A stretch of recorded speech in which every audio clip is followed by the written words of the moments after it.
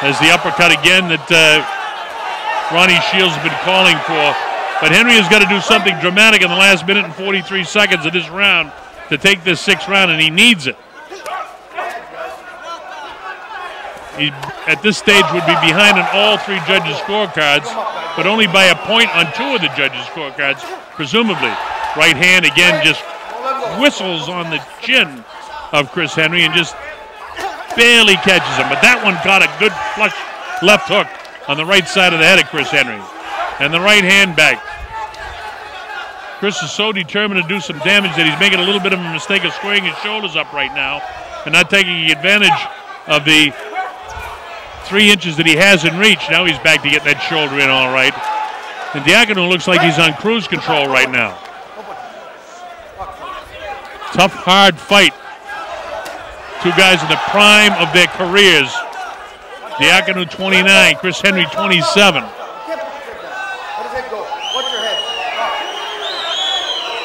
Mike Griffin stays on top of him as far as their heads come together. The last thing you want to happen is for their heads to clash and have it end this fight.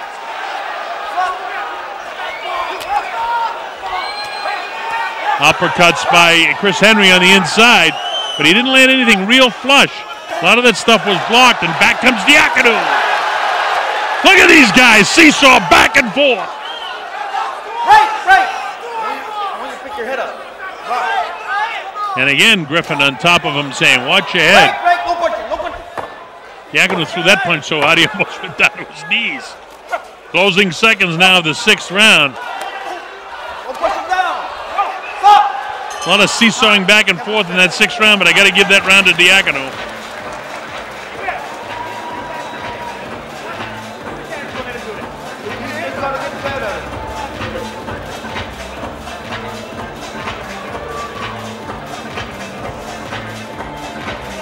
Take a look at this replay, and you see Diaconu going to land some pretty good shots in here. Oh, there's the heads coming together. And that's why he keeps telling Chris Henry to keep his head up, because he has a tendency to come in with that head down. There it is again. I see now why, Mike, sometimes when you're watching it in real time, you don't see it because it happens in a split second. But certainly the replay shows it real clear that those heads are bouncing off each other pretty heavily.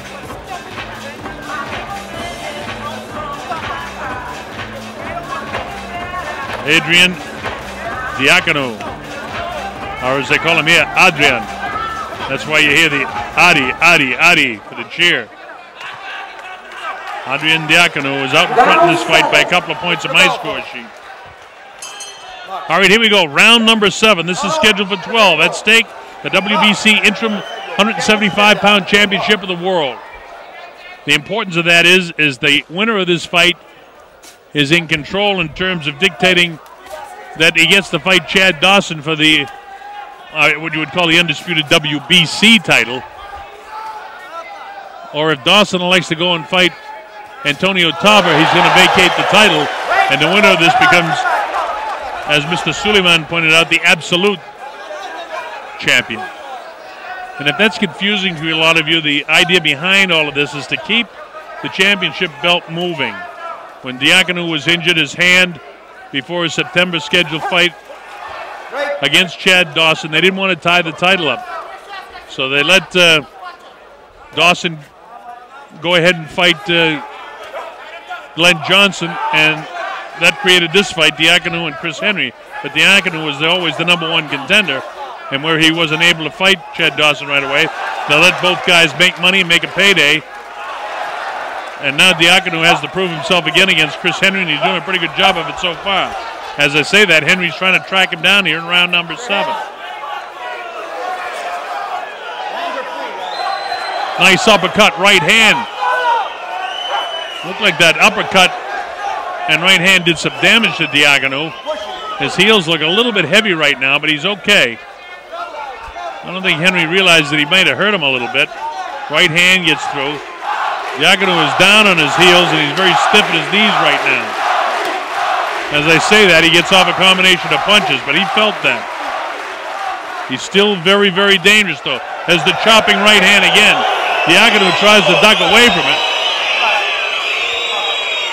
The crowd whistling as if Henry shouldn't have thrown that punch. I mean, Diaconu exposed the left side of his head to him, and Henry let it go. Henry, by the way, having a nice 7th round. Right now he's out boxing Diaconu. Loads up the right hand, and it misses the nose of Diaconu.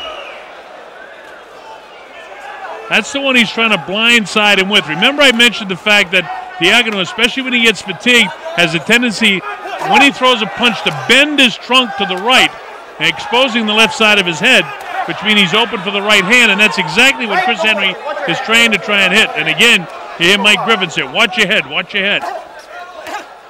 He comes back and lands a left hook and catches Chris Henry. And now that gives the adrenaline flow to Diaconu. 15 seconds to go. And the Adi chants go up. But Chris Henry's had a very good 7th round.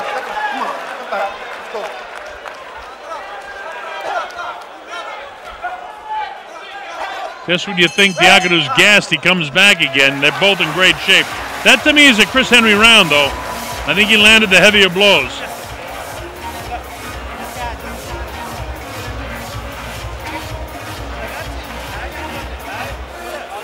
I've got 1 point separating this fight.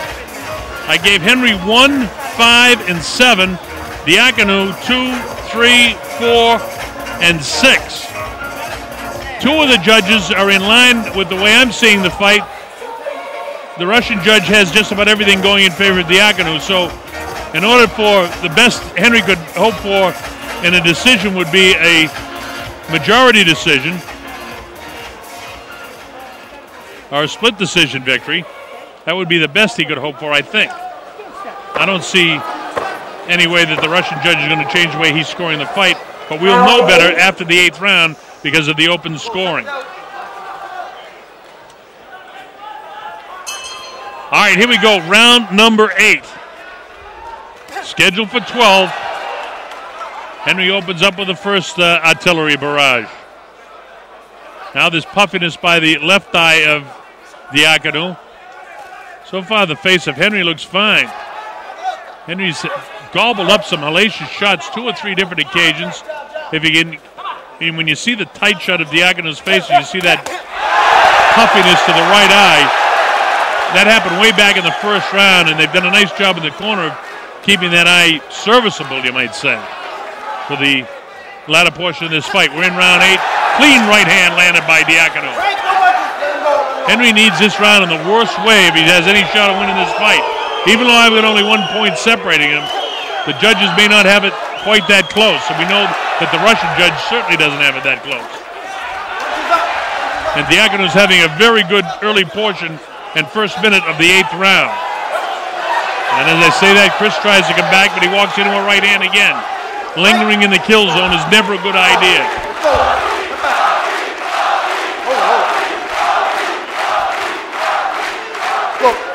Go.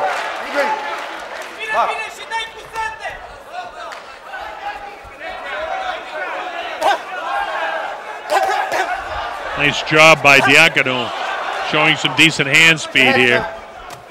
And again, Mike Griffin continues to warn him about the heads, and the problem, as the replay really showed us clearly, and I didn't see it as clear as you saw it in the replay, but Henry really does have his head down.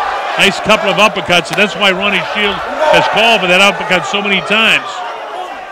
Chris fighting a very, very good fight here, but Diaconu is winning this 8th round, but there's plenty of time left. Full minute. Now Mike Griffin calls timeout. Griffin again warns Henry about keeping his hands up and his head up. But Diaconu having a nice 8th round here.